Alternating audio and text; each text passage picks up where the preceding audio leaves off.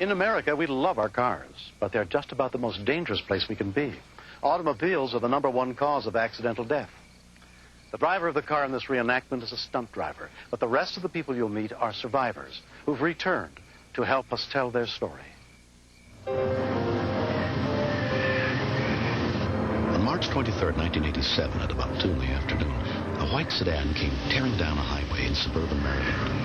Driving erratically as fast as 95 miles an hour, the car had crossed the border from Pennsylvania and was speeding toward Baltimore undetected. It was first spotted by Maryland State Trooper Robert Reed.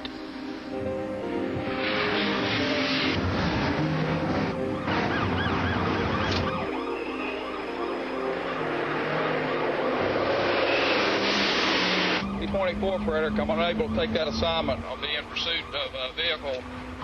I knew the vehicle was going 90 miles an hour, so I had to go faster than that to intercept the vehicle.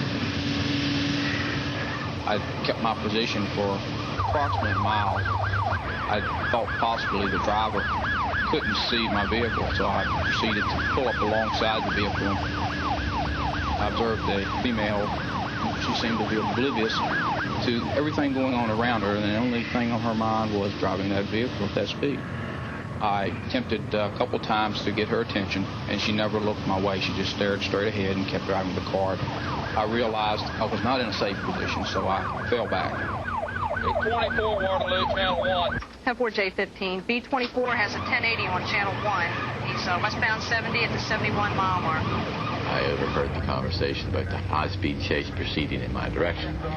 Undercover Maryland Police Sergeant Ken Pollock was 30 miles in front of the speeding car, headed in the opposite direction. I pulled onto the shoulder of the road just to monitor at that particular time.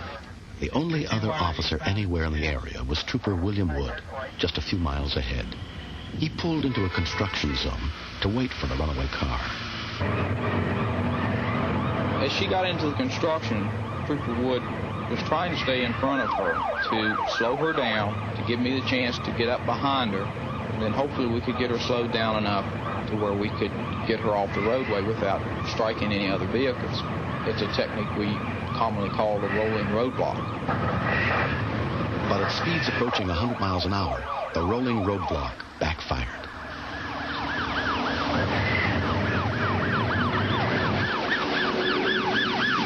White sedan crossed the median and drove head-on into traffic.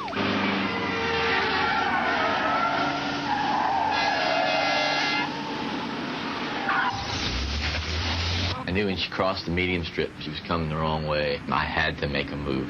It could be any type of criminal activities that they were wanted for. And at that particular point, an alarm goes off in your mind. I knew at this time that the trooper had no other assistance at that point. Now, only minutes away from Ken Pollock, the car was splitting the oncoming cars at nearly 100 miles an hour.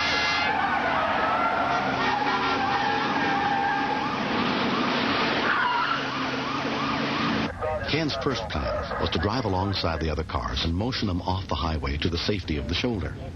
But unaware of the speeding car headed in their direction, they moved right back onto the highway.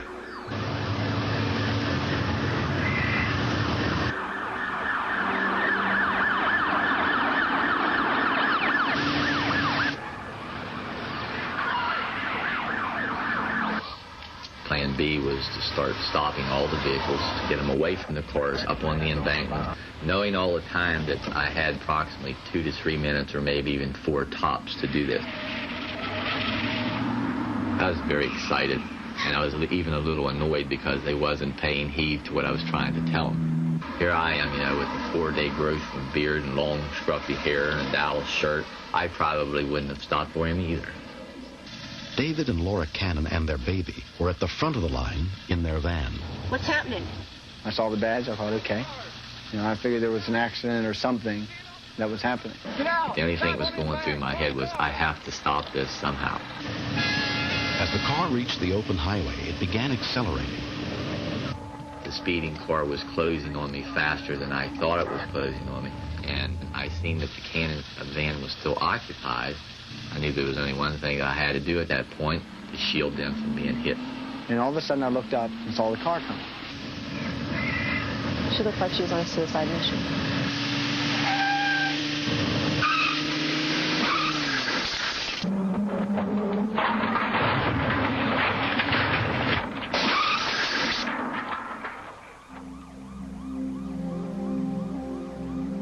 When she hit, all I could hear was metal. And I've never heard a sound like it. The first thought that came to my mind was the guy, whoever it was going to be in pieces. And I knew I had to get out of the van and check on whoever it was, but I didn't want to do it. When I was struck like that and the impact that I was struck with, in my mind, I thought that was it. I thought I was going to die. Instantaneously, your life does flash in front of you, whether you want to believe that or not. And of course, I thought of my son right away, my one child who I had lost 7 years prior to that to an automobile crash. And I thought, well, Jeff, here I come, you know, and that's what I thought. A white sedan slammed against Ken's car, then head-on into a Cadillac, critically injuring 2 women. Mayhem, that's what happened that day. Basically, when you get in that car, you're probably getting in the most dangerous weapon that can be provided to you. The driver of the speeding car was seriously injured. The driver's sister. The main thing I want people to understand about that day is this was not the kind of thing my sister would have done ever in the past. The fact of it is, it was an ordinary person who just had some medical issues that caused some depression, some actions that were very out of the ordinary for her. She remembers that she had a feeling that things were out of control, but she didn't know how to get them back into control. Because of the driver's acute depression, she was not found criminally responsible for the accident. No one was killed. The Cannons and their baby, whose van had been directly in the path of the speeding car, were not injured.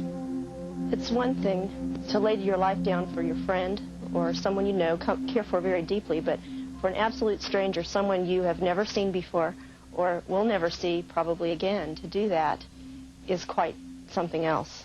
Ken Pollock was a hero, but the impact of the white sedan broke his nose, gave him permanent back problems and a long-term concussion. I would say that definitely the accident has ended my career with Maryland State Police. It really does upset me, but that's the only thing I ever loved to do.